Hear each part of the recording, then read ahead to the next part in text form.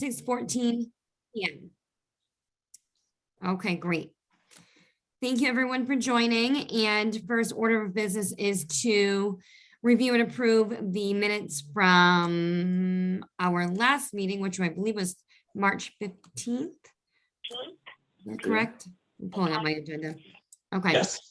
Everyone had a chance to review the minutes. Yes. I can Make a motion to approve. Okay, I'll second that. All in favor? It has to be a roll call vote because it's a virtual meeting. Yep. Dostumian, yes. Sheedy, yes. Steven, Hill, yes. Steven, yes. Great. Okay. Moving on. Okay, so the next item is what we're here for is the housing production plan update and discussion. The way we left it off at our last meeting was that we were going to be discussing changes we hope to see and primarily condensing the current version that we had. And thank you, Wayne, for sending it around. We've all seen the attached 48-page document, and I'll open that up for discussion now. And we have Elijah here from Old Colony Planning Council. Thank you for joining. Yes, thank you for having me. How should we start this discussion? Should we start with any comments? Oh, here's Amy. Amy's joining as well right now. Thank you, Amy. Hi. Hi there. We How are just, you all? thank you for joining. Hi. We just approved the minutes for the last meeting, and we are just starting to discuss the housing production Okay. document. Sorry, I'm just trying to pull all this up. Working up a very tiny little monitor. Ugh. Housing production plan. Okay. Do we want to start with comments, or do we want, is there a? So I do have a presentation prepared. Perfect. We'll start there. All right, awesome. And I think, Elijah, you can just unilaterally grab the screen share, right? Yes, let me do that here. All right, can you guys see my screen? Yes. Yes. Yes. All right, great. So yes, thank you for having me this evening. This is an overview of or an update to the 2021 Easton Housing Production Plan. Presentation tonight to your board, the Affordable Housing Trust, on March 31st. 100% of the money. So just to introduce the team that has been working on this plan, it's been myself, Senior Comprehensive Planner at Old Colony Planning Council, as well as my director, Lori Muncie. At Old Colony Planning Council, we assist 17 communities and various services, from natural resource planning, transportation planning, housing, which we're here for tonight. And unique to our regional planning agency is our area agency on aging to aid our elder population. So just a brief overview of what I'll be covering today. It is we'll be looking at a comprehensive house needs assessment, some of the points that were taken from that. We will review the housing production goals, as well as the strategies that are related to said goals. All right, and so look at the needs assessment. So yeah, some of the points that I took, I updated a few of them from the report that you saw, but I've included them in this presentation. This one you probably did see as you browsed through the report, but the number of households in Easton has risen by about 42% since 1990 and is projected to rise another 15% by 2040. And so that kind of adds to the call to, maintain a housing production plan and move accordingly. And the majority of this information has been brought to you by data through the US Census, American Community Survey, as well as some information that I got off Zillow as it relates to home prices, as you will see later in this presentation. So there's an emphasis for affordable family and senior housing. I had spoken to your board previously and in discussions with Wayne and Stephanie. There wanted to be an emphasis on affordable family housing and senior housing. We also did a survey that also reflected as much, that I will briefly be touching on. One point here is just that by 2030, 1 in every 5 people will be over 65 years old. And then by 2035, the number of adults older than 65 will be greater than the number of children under 18. So we are definitely dealing with an aging population. And as such, we want to make sure that we prepare to better help our population as they age. And some of the other information will then kind of touch on the needs for family housing. Also, another set of data points trying to address the income and wealth inequality gap. A recent report by the National Low Income Housing Coalition indicated that to afford a modest 2-bedroom apartment at fair market in Massachusetts, you would need to be making at least $36.24 an hour. So that's just kind of to put that in perspective for renters. And then another figure that I thought was pretty astonishing. So Easton based is, since 1999, the households earning more than $200,000 per year increased by more than 6,000%, or close to 6,000%. So, just the idea of making sure that we do actually make affordability a priority to then, aid the community and help with diversification and vibrancy in the community. And then to go into some of the survey results, we got a great turnout. Some of the planner jargon you'll hear is robust, so I'll use that term. We had a robust turnout. We had 407 respondents. And then we asked us 18 questions on the actual survey. Today, I'll just kind of cover 3 points that help kind of show the direction with the housing production plan.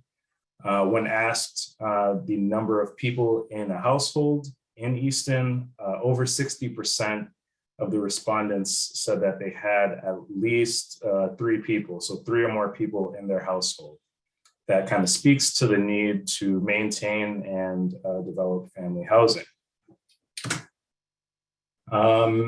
And then when asked, is housing affordability an issue for you or anyone you know who lives in Easton, over 50% of respondents said yes.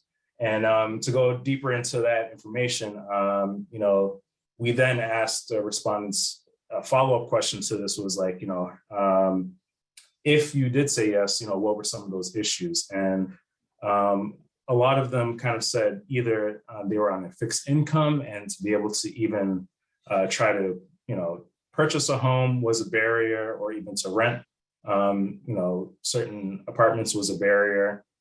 And then when, speaking to our aging population, a lot of our elders said that one, maintaining the home has been cost prohibitive, and, even trying to downsize has been cost prohibitive, as the market has been just kind of skyrocketing as we have seen over the last couple of years. And then another question that kind of fits into this mold is, who in your community, if anyone, do you think has the greatest need for suitable housing in Easton? And there was about 7 or 8 options, and you were able to choose, multiple cases. But the top 3 that came up were people thought that there's a need for first-time home buyers, young families, and those aged 55 and over. So yeah, it just speaks to the affordability and access. And then one of the starkest things that I thought, needed to be shown and presented was just the price of houses in Easton. So since 2013, you can just see the kind of rising price in 2013. The average home price was around $346,000. And then today we see that it's all the way up to $596,000. And then this red line here indicates kind of the time when the state had gone into a state of emergency from the pandemic. So just to give an idea of the COVID era and how it kind of relates to home prices.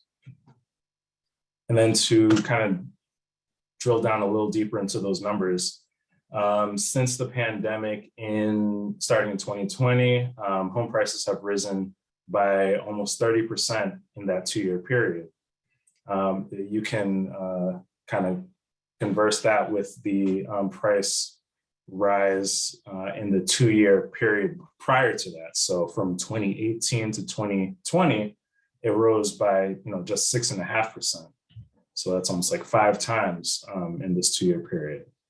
And then when you look at the whole altogether over this 9-year period, the price of homes has risen by over 70%. So that just kind of goes to show that what we're doing here is very needed and very important work that I'm glad the town of Easton is engaged in. All right, so just to cover some of the goals, so this section is the goals and then followed by the strategies. So the first goal is a variety of housing units maintained and expanded to exceed 10% of the state's affordable housing standard. The second goal is for new housing in Easton to be strategically distributed in a manner that fits with the neighborhood at a compatible scale, siting, and design.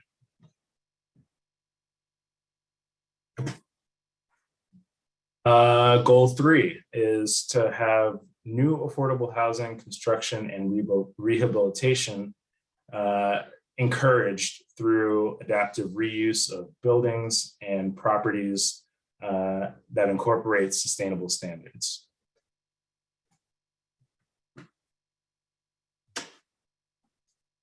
Goal 4 is to have, a more equitable community is promoted through housing options that provide for a diverse socioeconomic, racial, and ethnic background and characteristics while meeting the needs of a changing and aging population. So really just, making sure that we create a more equitable, inclusive, and diverse society.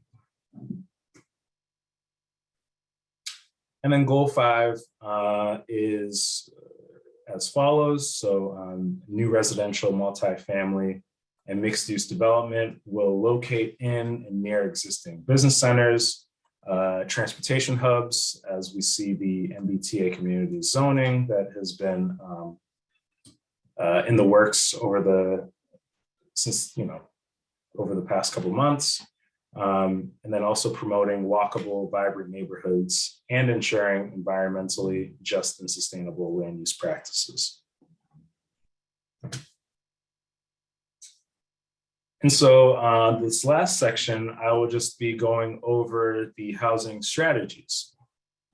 And I won't, read them all in depth, but just to cover them for folks that would like to review, and then, anyone that reviews this recording, just want to go over this. So there are 3 different sections of the housing strategies. This first section is related to planning, policies, and zoning. First one, consider rezoning areas with vacant or underutilized spaces to allow by right redevelopment or mixed use housing. The second strategy is consider collaborating with the Affordable Housing Trust. And this is, obviously to the town at large. So consider collaborating with the Affordable Housing Trust to encourage set aside land for context sensitive, affordable or mixed income housing development that is well integrated in a conservation setting. The third is to, look at drilling down into the inclusionary zoning bylaw and seeing where it can be enhanced. Fourth one is looking at allowing more flexibility with accessory dwelling units, ADUs, in-law apartments, as they're kind of locally called. The fifth strategy is consider ways to allow co-living spaces and community housing. The sixth one, promote a diversity of housing options in Easton to meet the needs of a changing and aging population and socioeconomically diverse population. The seventh is encourage smaller housing units. The eighth is to support the aging population with multi-generational housing options. So, different age groups living in the same space, not necessarily relegating folks to, one neighborhood for one age group and that kind of matter. The ninth one that kind of wraps up this section is conduct a screening analysis of town-owned land and looking at the reuse of existing buildings and town-owned properties. And that was kind of lower on the list just because there has been that effort created. So just to kind of review and update as needed. So this next section is housing strategies that relate to local initiatives and programs. One is to create an inventory of private land suitable for redevelopment or new construction. Making sure that there's walkability, sidewalk access. And then the next point is to review private properties for housing opportunities. So they kind of go hand in hand with one another. And then this last section is related to capacity, education, and coordination. So collaborate with organizations supporting disabled individuals for more accessibility and more independent living opportunities. The next point is to perform an annual review of the housing production plan, goals and strategies, and do a kind of cross governmental review, including the planning board, Affordable Housing Trust, and select board, and any other related boards and staff to just have a comprehensive review. The 14th point is to maintain Easton's status as a housing choice community. And the 15th one is schedule an annual meeting to promote inter-municipal coordination. Your abutting communities, looking at things on a regional level and working with different towns and communities. The 16th point kind of goes hand in hand with that. The 15th point was talking about government, and this part is more working with nonprofits and those type of organizations. Habitat for Humanity has been active in Easton, looking at other, opportunities to be able to encourage development and housing options. 17, maintain funding for the Affordable Housing Trust. And finally, 18 is encourage local housing initiatives and continue local planning education to promote achievement of state mandated affordable housing goals, which in part we're doing tonight. So to try to keep that going and figure out ways to maintain that. And so that is all I have for this evening.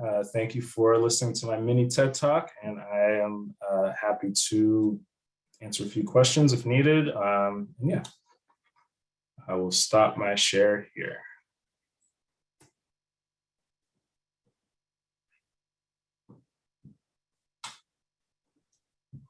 Thank you so much. That was very comprehensive. Thought it was really well done. Okay, should we open this up for comments for AHT, from AHT? Comments and questions? I think so. Oh, sorry. I'm just a sort of a context setting thing. So for the housing production plan, it needs to be adopted. We will need a public meeting. It will need to be adopted by the planning board and then by the select board and then go to the state for final approval. So that's kind of the way it flows forward. And I was talking with the planning director, Stephanie Danielson, this afternoon, and we're proposing to get the next iteration of this housing production plan draft to the planning board for their comment at their April 25th meeting, so that we can make sure we capture their thoughts, comments, and input, and then probably have the public meeting somewhere around then, probably a bit after that, in early May, I think is how that might shake out, so that we can incorporate all these comments, both from the planning board and from the public meeting, to which of course we would want everyone, including the planning board and the select board, to attend if possible, so that we could bring a even more updated housing production plan to the planning board for endorsement, then to the select board for endorsement. So that's kind of the flow. And I think what we'd be looking for tonight is comments on a lot of these implementation strategies, the plan itself, and I do have one item on that for myself we can get to in a bit. So that's sort of the context, if that makes sense. And then I think I cut off Ernso. Yes. Yeah, I was wondering, like I heard the minimum to someone has to make in order to qualify for this project is $36,000, like under the average salary. But So $36,000. if I may answer that question, so the figure I gave was what I'm saying. My question is that how can that person be qualified for a $500,000 mortgage? So the number I gave, I think, was that to afford a 2-bedroom apartment, you would have to be making, you would have to work full time and make $36 an hour, to afford a modest 2-bedroom. Even with that, you cannot be qualified. You can't be qualified for a $500,000 mortgage. $36,000 a year. Well, right? Yeah, I didn't actually cover that point, but yeah, I think Ernso, that's part of what's really driving the need for affordable housing. The average ownership housing price is $500,000, $600,000 for a single family house, and as I think Elijah touched on in his presentation, also incomes in Easton have just really gone through the roof in the last decade or two. And so it's becoming increasingly impossible for regular people with, pretty standard. Qualify. Yeah, to actually qualify or to buy any of these market rate houses. So that is very much part of what's driving the incredible need for affordable housing, affordable family housing, deed restricted housing for, working families, working households.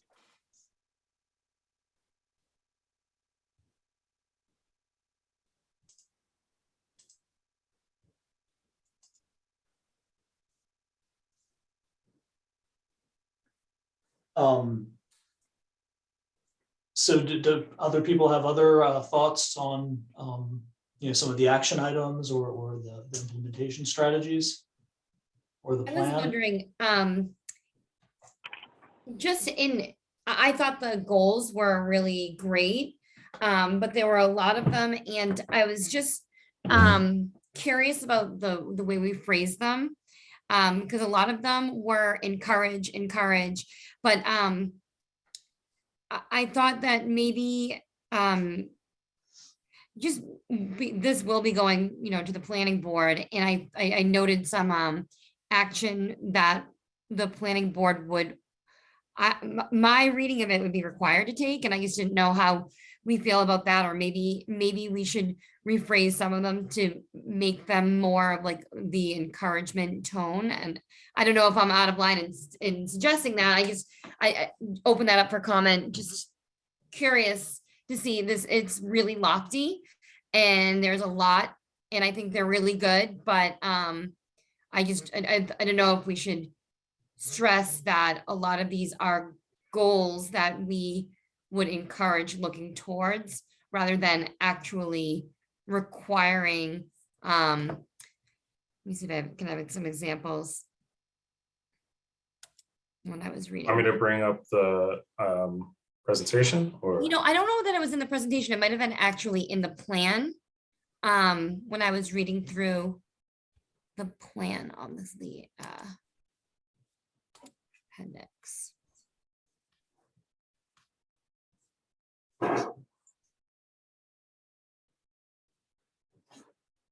Maybe it was in the strategy that I was looking at. Yeah, I think it was a strategy.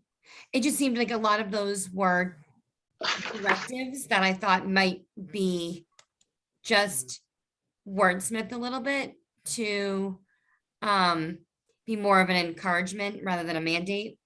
Does anyone else, you know what I mean? Yeah, I hear you. Yeah, I think that might get more buy-in from the planning board and from the public. That was my concern, was that if I was looking at this from the planning board side, it seems like, I know that they've gotten a lot of work thanks to the MBTA Communities Act, and I thought it might be a little overwhelming, but that's all. Yeah, well, I think I think a lot of them do need to be flushed out and maybe even combined. I think there's some things here that, could be combined under a few of the different goals or strategies, I should say. But one of them that concerned me a bit was number 3, the consider adopting widespread inclusionary zoning provisions. So, whoa, that, I'm not an expert on Easton's inclusionary zoning bylaws. And I think when you just mentioned it in your presentation, you said where we could enhance it, right? And so I think that's probably, as you said, Nikki, it's just, we need to flesh that out. And because I don't, maybe there are ways that we can enhance it. I do know we have inclusionary zoning. There's, right, but it's just, it's built in, I guess, when it's only for certain subdivision kinds Yeah, of flexible development. It's not for regular subdivisions or. Okay, right. Yeah. So when I was reading it, it was a great description of inclusionary zoning, but to me, it didn't pertain to Easton, right? It didn't tell me what is the current status of Easton's inclusionary zoning bylaw and where could we, make it better? Where could we enhance it? And what would be a reasonable? Realistically, yes, realistically, right. And maybe that's not where we want to go. I don't know, but it's one of the things. But widespread inclusionary zoning to me was a lot. So, and I did read, the rest of it, the section about inclusionary zoning. But like I said, maybe it could pertain to Easton and give specifics where we could focus on that. That was just one thing that I saw about inclusionary zoning. I did have a question though about the order of the strategies and and goals. How did those come about? Are they based on anything, or is it just, Yeah, so I think the first set, so we did kind of list it as we were just presenting the goals, and then farther along, I had spoken with Wayne and Stephanie a couple times, and they had knocked a couple of them farther down the list, but there wasn't Goals? anything like a specific order. okay, yeah, the goals or the strategies or both? Was it The strategies. strategies? Yeah, okay. Yeah, the goals, there was no specific kind of Yeah. order to it. Yeah. I have a question, and I don't know if I'm way out here in left field, but we did this last time 5 years ago or 10 years ago? We did it a little over 5 years ago. Okay. And is there any comparison as to what we had in the goals last time versus what we're looking to do this time? Or do we have anything that shows what we might have taken a stab at or attained, or something that might say, well, we took a step towards this. This is where we got, and this is how much more we'd like to try and do. So just kind of maybe can show that there's some success, or we've attempted and we're thinking maybe the next step could be, as opposed to a big chunk. Or because I think we're also hoping after the housing production plan to have it sort of condensed and focused into sort of an action plan with budget requests for each year. And maybe that's where we put that, we look at what we've done over the last 5 or 6 years.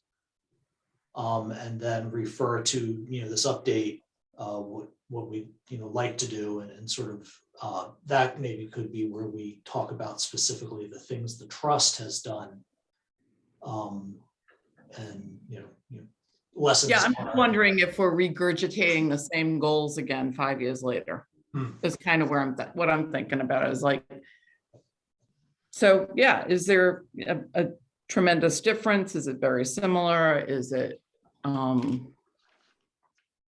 what does truly end up making sense? But I think Amy's right on with it being maybe too far out there for people to actually find, be able to wrap their heads around it. Okay, I mean, I can definitely take a look at the, do a kind of compare and contrast of the goals to see exactly what the two different plans have. Yeah, I mean, it doesn't have to be a deep dive into it. I'm just kind of curious if we're kind of like spitting out the same things again. Definitely.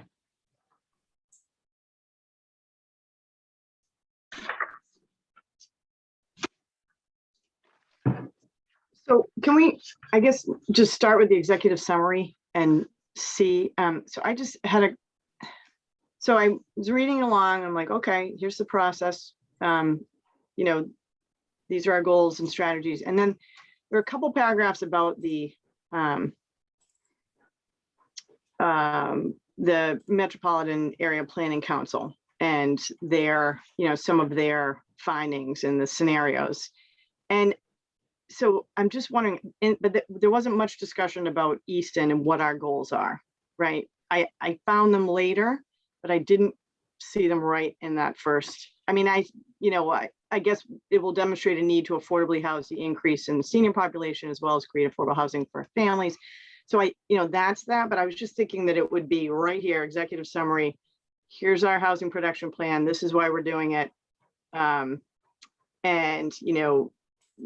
we've got a summary of the needs, we don't have to go into it all, and here are our overarching goals for what we plan to do in the next 5 years. And not details, but just these are the, whether it's, I think you mentioned it, at the beginning of your presentation, obviously the affordable housing productivity, right? And maintaining and or exceeding, maintaining and or exceeding the 10%. And then, I think when I read this, it seems that the other goal is to achieve a diversity of housing stock, not just in type, but the cost, the location, addressing the particular needs of Easton. And so if that's what our goals are, I feel like it should be said in the executive summary, right from the beginning, because, people aren't going to read, to page 20 to find out what it is that we're doing. So I don't know how everybody feels about that, but I guess we have to, as a trust, make sure that those are the goals or whatever, whatever we all feel or what we need to focus on in the next 5 years.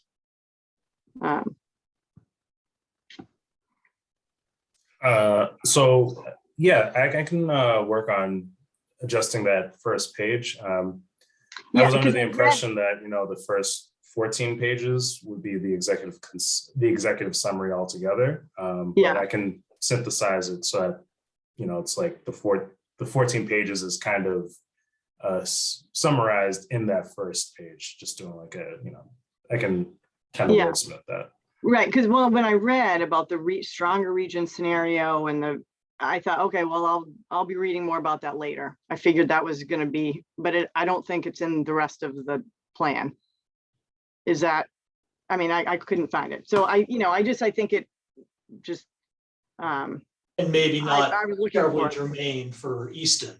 It's like, that's nice background information, but maybe just either move it away or shift it further down and replace it with. Yep. Right. It was very helpful. Yeah, right. It's helpful, but I just assumed that it would either show up later or just kind of flow into how does that pertain to Easton. So like an Easton centric, like just basically like a flushed out, like the table of contents kind of just. Yeah, key one findings pager on summary. the goals. Yeah. Yeah. Yeah. I can do that. Okay, great.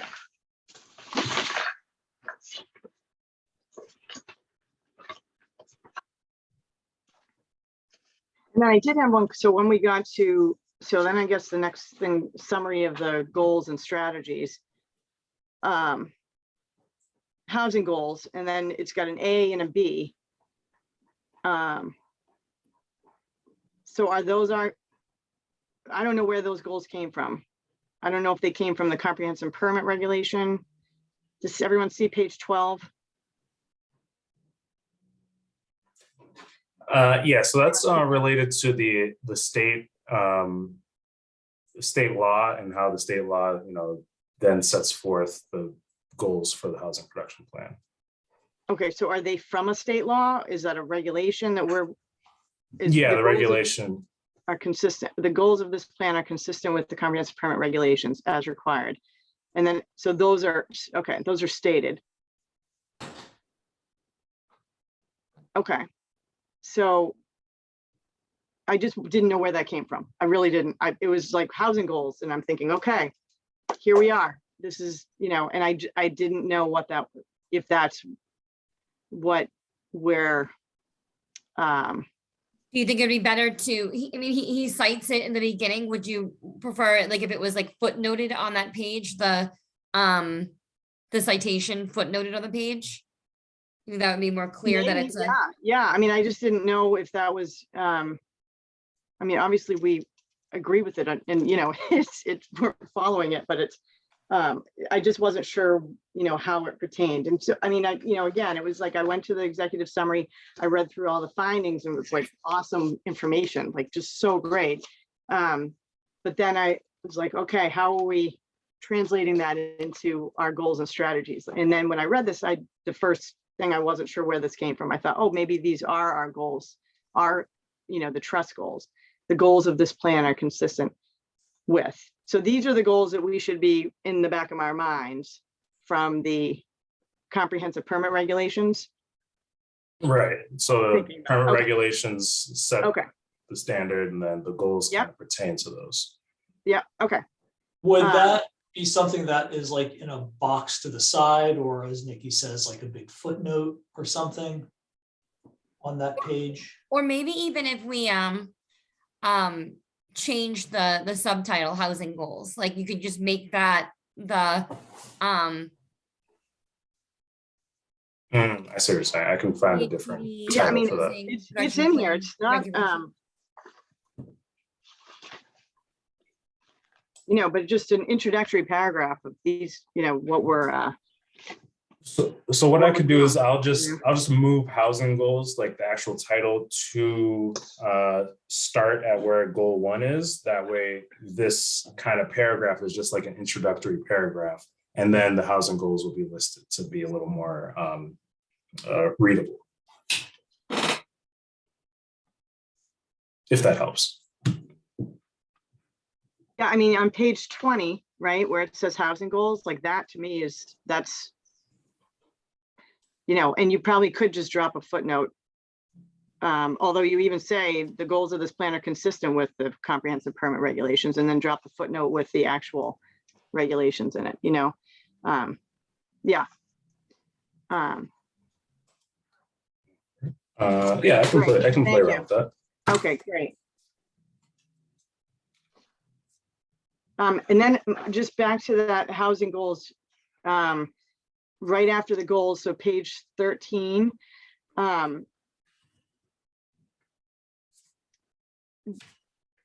Affordable housing goals and strategies from the age-friendly action plan. What is the age-friendly action plan? Is that, I know there's an age-friendly action movement, probably some, but do you know? Like it was mentioned and I didn't know what it was. So I wanted to. Let's see. I can look into. Okay. Because And I it mean, is we can more- just take it out, but And and is that really relevant here? I mean, maybe it's just like a 1 paragraph, 2 or 3 sentence reference or a footnote or something. right. I mean, this paragraph here, these paragraphs on page 13, that's our, that's our findings. This is what we've been doing. This is where we're at. That's great. That's what, it's all of it. And then why it is that we're doing this. So I just wanted to make sure I didn't miss the age-friendly action plan, or, but maybe it's just, you got to take it out. Or expand on it, I guess. Okay. Yeah, I can address that for Okay. sure. Yeah, I'm just looking at it. I think take it out, like just take out the bit in bold, the affordable housing goals and strategies from the age-friendly action plan. Yeah. Because then you just roll into and just not really reference it, because then you go into like the housing action plan and Mhm. all that. So it's like, it's not really, yeah, it doesn't tie to anything and it doesn't really need to. Okay. Yep. Got it. Can do that. Oh, actually, you know what? At the very end on page 14, it does say goals from the age-friendly action plan include. Yeah, Again, and then I had a maybe question. where it starts with goals from the age-friendly action, make that a new paragraph and recast it as, Easton's recently adopted age-friendly action plan. Okay. Yeah. Also has, these goals, has the goals of 1, 2, and 3. And that gets it done. Great. Okay. All right. Awesome. Just taking note here. Yep.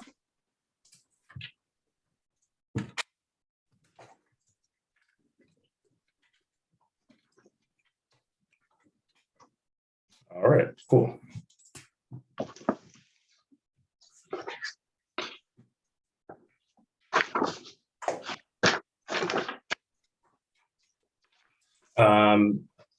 So I also just wanted to add, so when you did mention briefly about the kind of budgeting item, so one, or the, you know, budgeting for the Affordable Housing Trust and, you know. And I would see that as like a separate action plan that's not part of this, just. Correct. Yeah.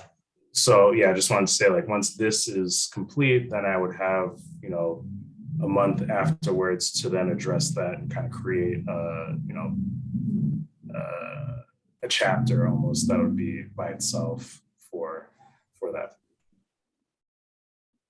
Okay. And then something else I noticed, because thank you for stripping out a lot of the very detailed information into the appendix.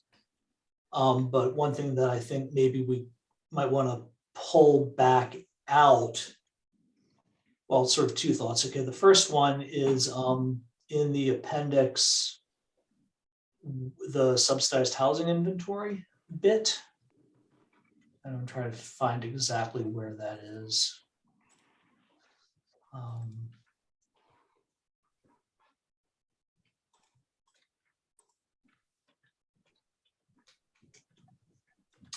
So I know I spotted it, and it's just a couple of pages, but that should probably be pulled back in and put into the main plan. Okay, I see what you're saying. Yeah, page 63. Right, on page 58. Okay, yeah, exactly. Yeah, so there's page 63, and then there's the summary of housing needs. Mm-hmm. So add those back into the main report. I think so, yeah. And then when you start getting into indicators of need for rental housing and development constraints, that may not necessarily need to be in there. Although, and this is where I need to cross-reference to the actual updated draft, back up in the intro on, the executive summary, presumably you reference, vacancy and disabilities and all that sort of thing. Okay. Yeah, make sure that's touched on. Okay. Yeah, because we may not necessarily need a huge deep dive like in the appendix.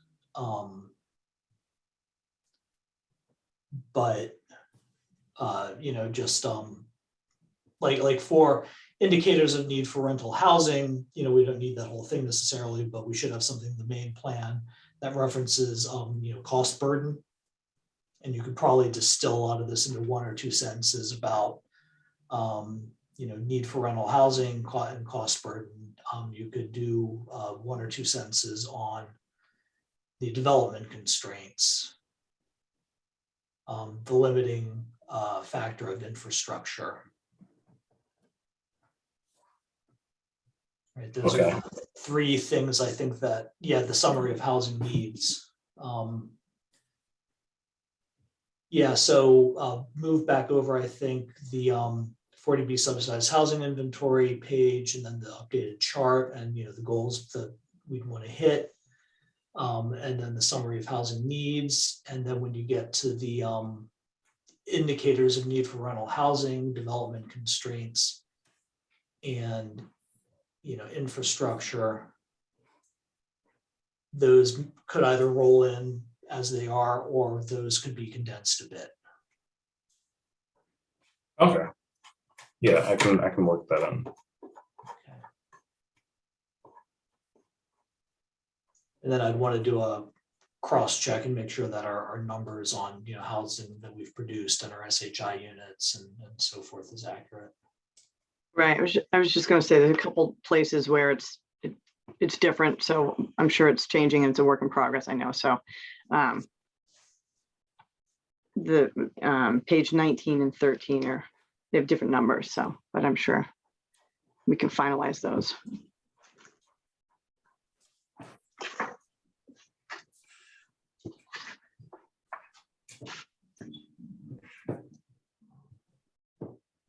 Awesome. Yeah.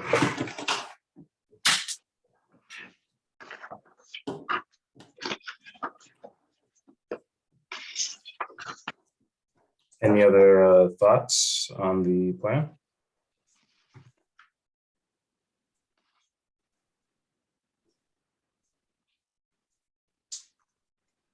So what I'm hearing is, Elijah, you can incorporate some of these thoughts and comments for like the next iteration that, I can expect in the next couple of days, and then I can, make sure the numbers are as accurate as I can figure out they are, work with you on if we need anything else.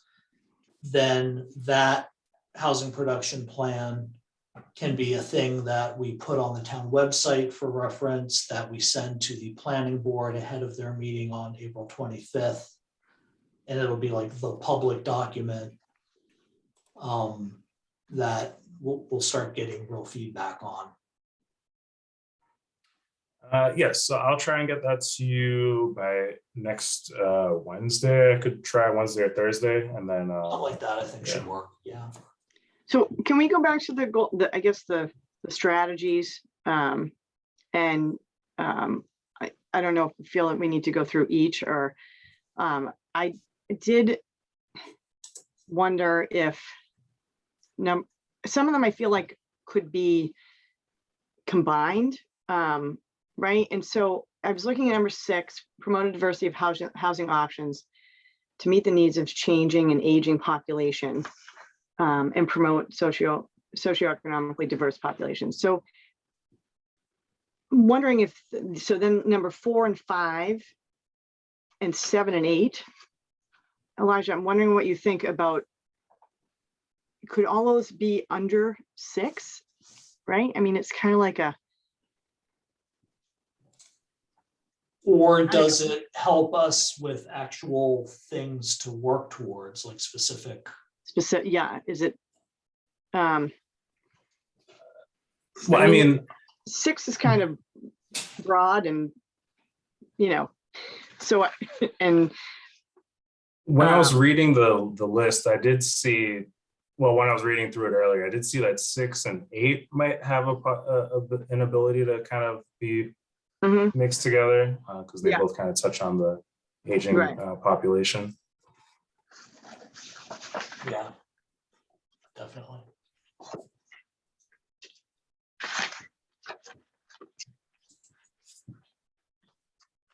And I just think, some of this is such great information for, like the strategy 5, co-living spaces and community housing.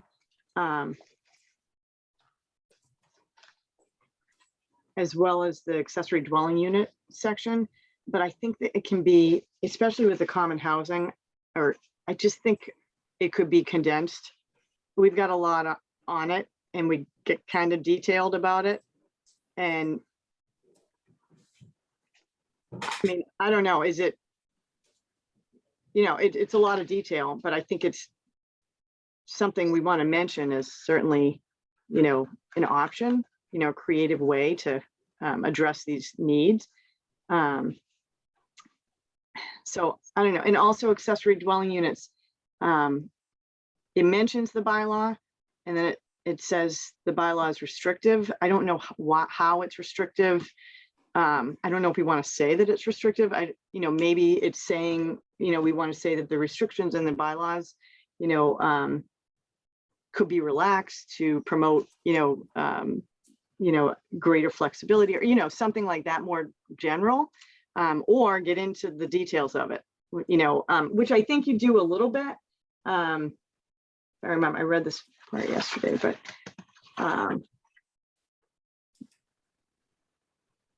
I don't know. I mean, I don't know if we should be getting into those details, or if it's that this is a strategy, this is one way to do it. Here are a couple examples of how we might make it less restrictive, and be able to address the needs.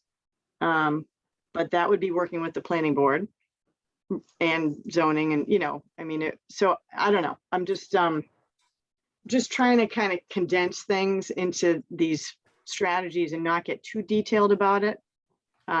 Because there's so much discussion and process that would have to happen for these types of changes.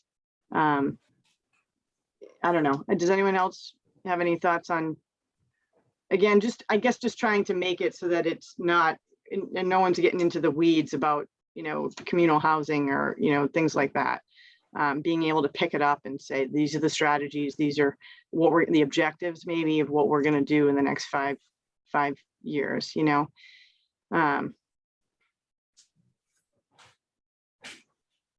that came So- across when I was reading it. So, So I would say that, we included that in there just because ADUs has been kind of like a zoning kind of talking point.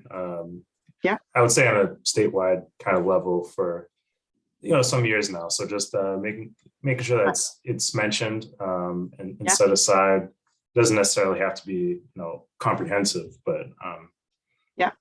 just to make sure that it's addressed. yes, completely agree. It should be in there and we should talk about it. And, so I guess it wasn't so much because that one did talk about revising it, this particular ways that we could revise it. And where are you looking at, Amy? Are you looking at That's the on page chart? 31. Oh, page okay. 31. The actual Yeah. text. Okay, Yeah, and the actual text. got it.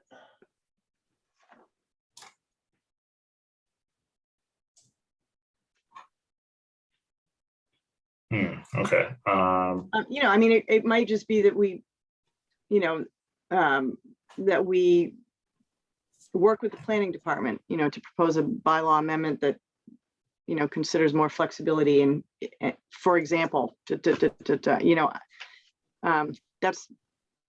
what I was thinking there. I just not sure if I want to, be married to, 5 years, we're going to have all these bylaw amendments, we're going to propose zoning amendments and, right. Just suggestions, strategies, creative ways. So for us. maybe I'm hearing, Amy, you could read something like, consider allowing more flexibility for property owners to create ADUs.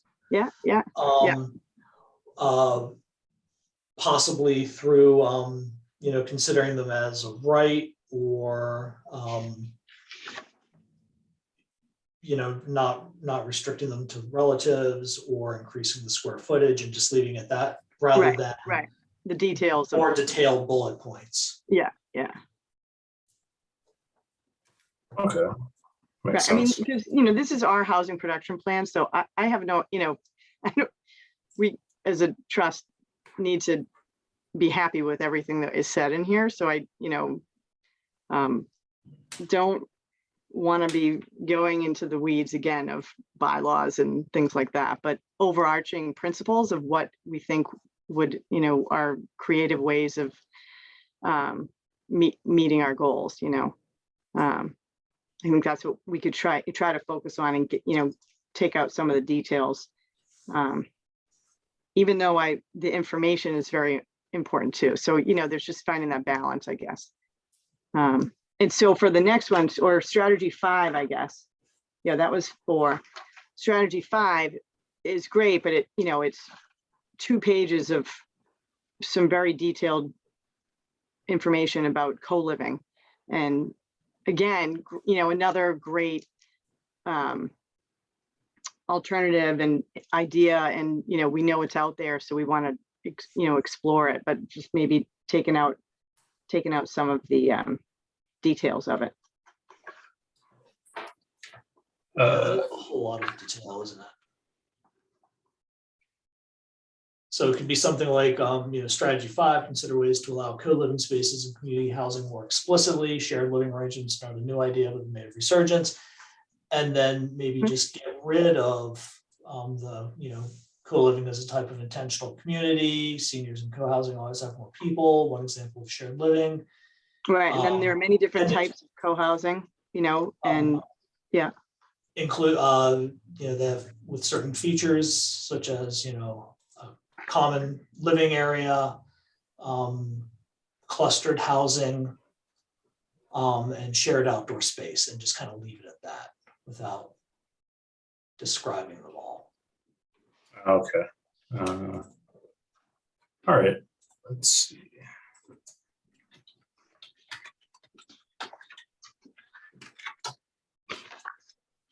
Starting to think we should have just put Wayne and Amy into a subcommittee and let you guys go at it.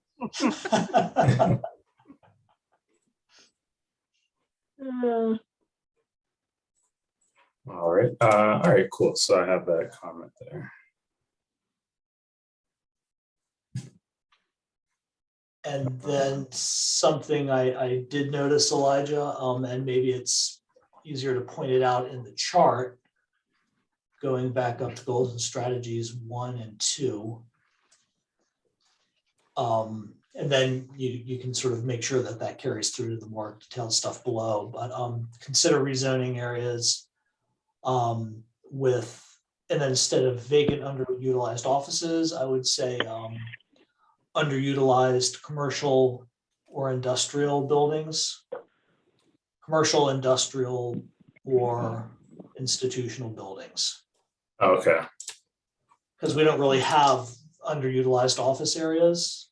And we also didn't even have that much in the way of underutilized industrial. But we do have some commercial plazas that may need to be reworked. Okay. And then for number 2, consider collaborating with the CPC and the Conservation Commission rather than Open Space Committee to consider setting aside land for context-sensitive, affordable, or mixed-income housing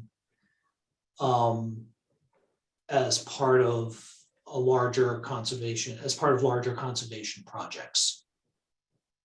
Because I think what you're getting at is when the town is considering doing a big open space acquisition, can a portion of that be used for housing? Mhm. Right. Okay. Yeah, I can do that.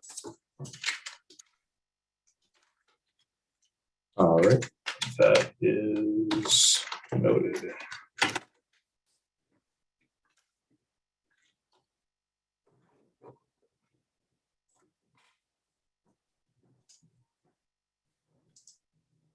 Then Amy, you were definitely on a roll. Are you still rolling? Yeah, I'm rolling. So I guess we talked about just 7 in the text, 7 and 8. It just, we talked about that. We were going to maybe not combine with things, but maybe elaborate a little bit, or Elijah, you can decide, and/or combine. Because I was looking at strategy 8, and I think we just need to expand on it a little bit more, or else put it together with some other strategy, combine it. Yeah, I was gonna move 8 into 6 and try to combine those Yes, two. right. Okay. And then I was just going into this, where was it? The screening. Well, page 37 has a time frame that's related to the screening. And it has year 3 and year 4. I don't know if that was just a typo, or I don't know if we need to get into a 3rd and 4th year time frame on screening land. I don't know. Is that? Yeah, I think that's a little too detailed. Yeah. It was the first time I'd seen it, in terms of like in years. I saw the priorities and then just the time frame, so that one was a little bit more detailed. So we don't need that, right, Wayne? Yeah, I would agree. And then I think this needs a bit of a rewrite throughout, because the trust did that. Yeah. And there actually just isn't any. No.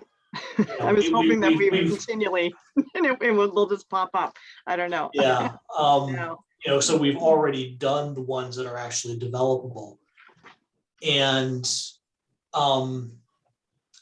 so maybe like responsible entity, the Affordable Housing Trust should continue to check in with the assessor's office on a regular basis.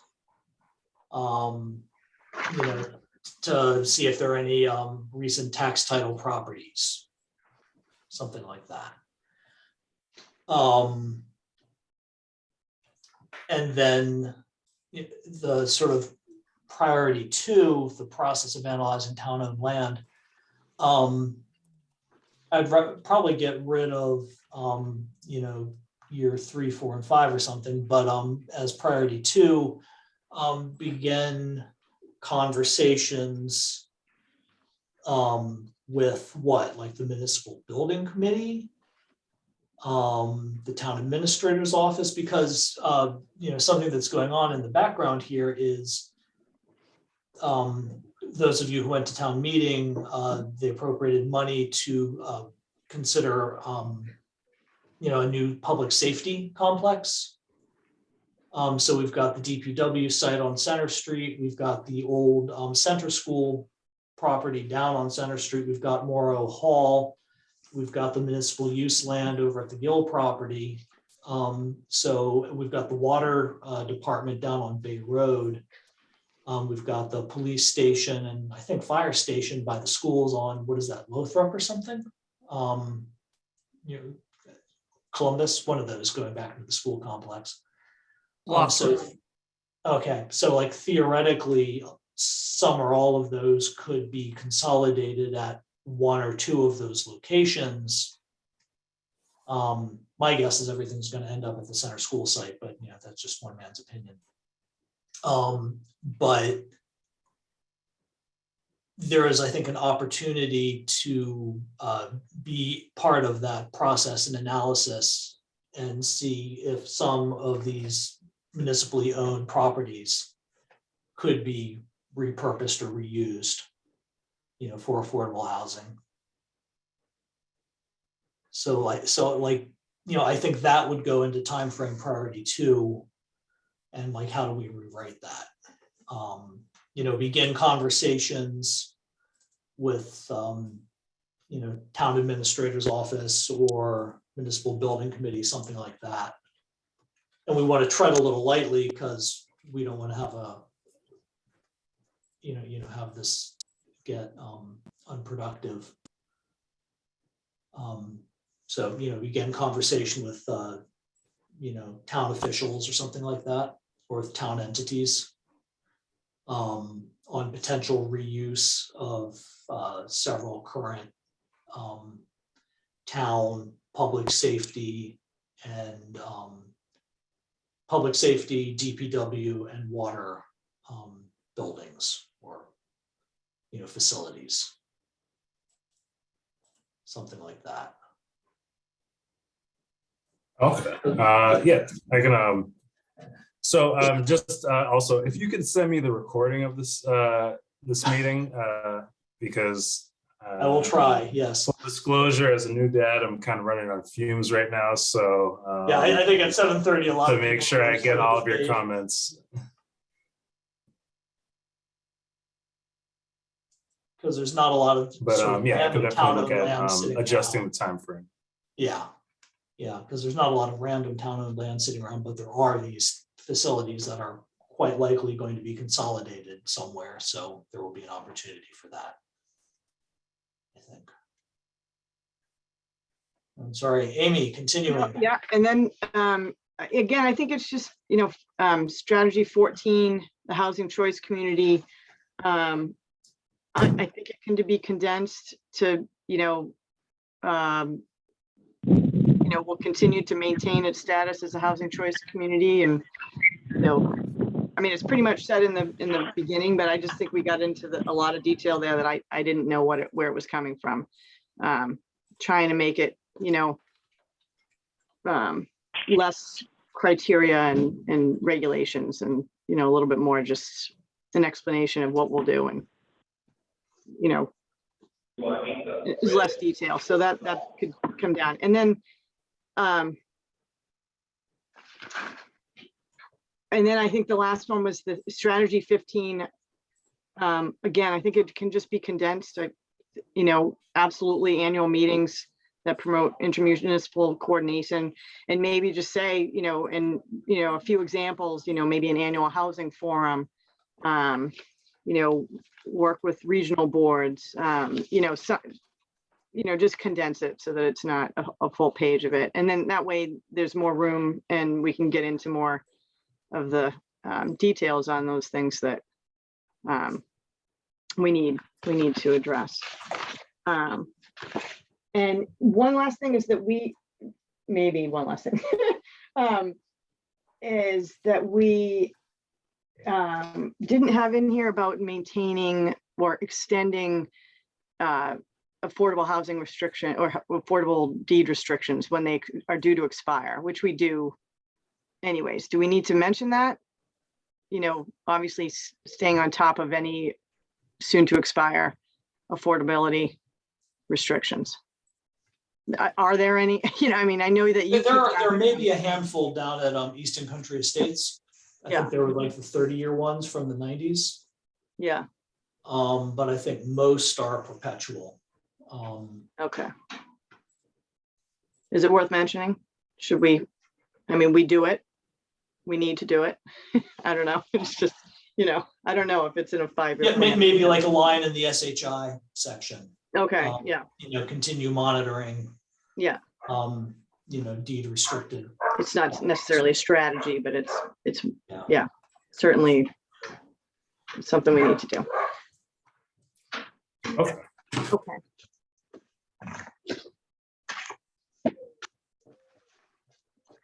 Thank you, Elijah. This is great. This is really great. I'm sorry. Oh yeah, of course. Put all these. Happy to talk, or if there's any explanation, but I'm sure you can. Wayne can help you out too. Yeah, and Elijah and Amy, if you all want to be put in touch with each other, I can do that if that would be productive, or if Amy's amenable to that. Yeah, absolutely. No problem. Because as I was talking definitely. about with Nikki earlier, theoretically, this is it's the town's housing production plan, but the onus of it is going to be on the Affordable Housing Trust. So all of the stuff in it, are you all actually going to do? Right. And, is this the thing that you're really going to be out advocating for? So we want to make sure it actually matches what you are capable of doing. Right.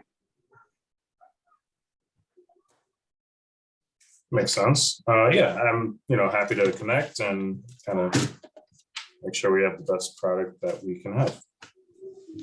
Yeah, thank you. Good. Yeah. So I think that's a very robust and productive set of comments and feedback.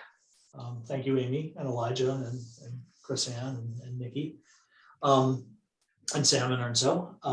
And I think we theoretically have a couple of other things on the agenda, but I sense a lot of people are kind of faded at this point. And maybe we can talk about the Homebuyer Assistance Grant Program at a future meeting. Because we probably want to give that real consideration. We could probably let Elijah go, don't you think? I would think so. Yeah. Well, thank you guys. Thank you, Elijah. Of And I'll course. email Elijah and Amy so you have each other's contact information. Great. If you want to be in touch. Great. Sounds good. Thank Guys, you. have a good night. Thank Really you. appreciate it. Thank you. Bye.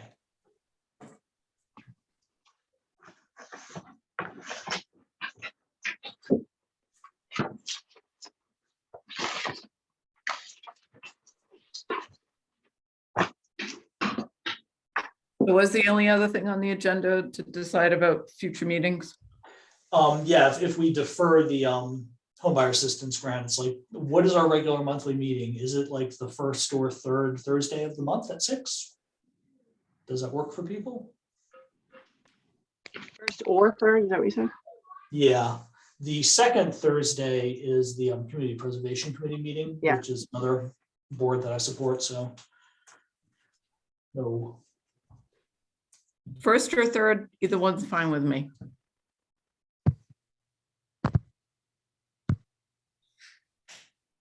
Yeah, I don't think I have any, either one's fine.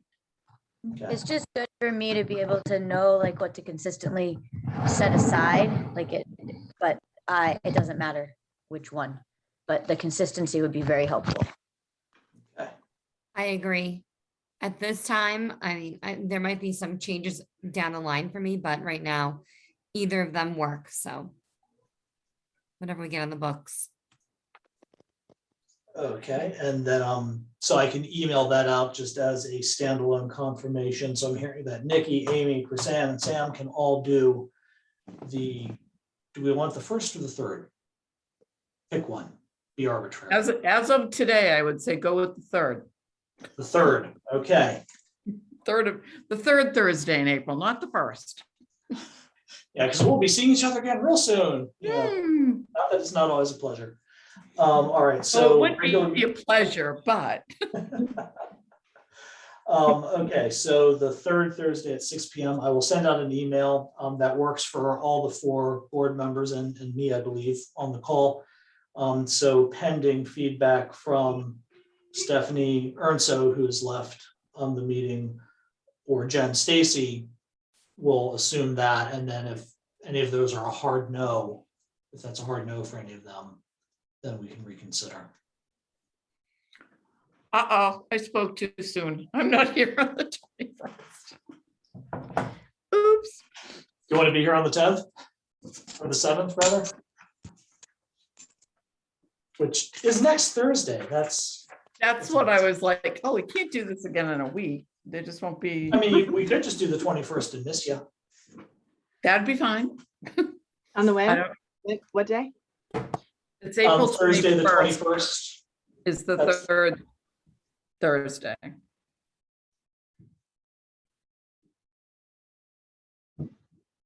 Yeah, I think it's fine for me. It's school vacation week, but we're around. Okay, and that would just be like a regular meeting, and this one-off, Chrisanne can't make it, but theoretically, future third Thursday, she could. So with this housing production plan, I know you said at the beginning, do we have to approve it first, or do we go to the planning board and get their right? We get their, Yeah, and they come back, it comes back to us.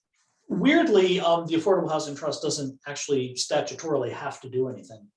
Oh, okay, We're just like the ones who are getting it done. okay, But towns should have a housing production plan renewed every 5 years to be compliant with Chapter 40B.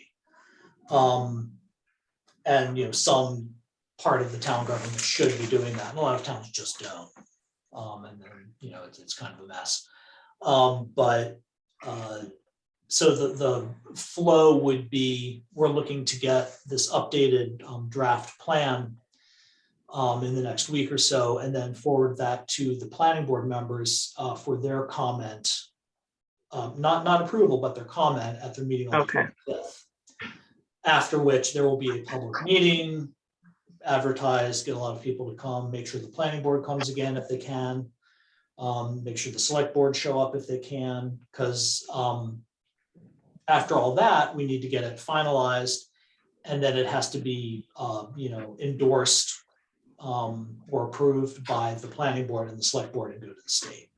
okay, So in order to get the approval of the planning board and the select board, we want to make sure that they have ample opportunity to comment. Yeah. And the, final version actually matches what they would support. great. Cool. Yeah, and I guess we'll just defer the whole conversation about where's my brain? The home buyer assistance grant program to a future meeting. Nikki, are we done? Sorry, it's really loud here. Yeah. From my end, Amy, thank you so much. You had great comments. That was great. much Yes. better shape. But from my end, I think we're good. Good. So, the 21st, is that the, Thursday, yeah, what is that? Thursday, the 21st at 6? Okay. 'Cause I am not in Texas, so I can do that. All right.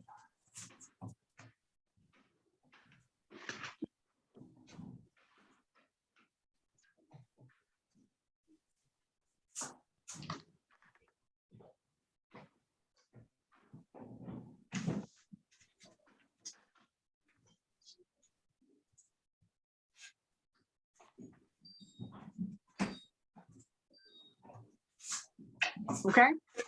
Yeah, are we, Nikki, what do? We have a motion second and adjourn. Are we done? All right, I can make a motion to adjourn. I second that. I'll second it. There's a double Thank second. you. One was a muted one was a Yep, audio. okay, so a motion by Nikki, a second by Sam. And a roll call vote, please. Just do me and yes. Rodriguez, yes. Hill, Hill, yes. Chris-Ann? Okay, that appeared to be a yes. Okay, Sorry, I'm on mute. Sheedy, yes. perfect. Thank you. The eyes are glazing over. Yeah, I think we're all feeling a little toasted at this point. Thank you, everybody. And I noticed that ECAT did show up not too far into the meeting, so we've got that recording. Then, of course, it's recorded to the Zoom cloud, and I can retrieve that. But thank you, everybody. Really Thanks, Wayne. appreciate it. And yeah, have a great night. Good night, everyone. Thank you. Yeah. Everybody. Thank Thanks. you all.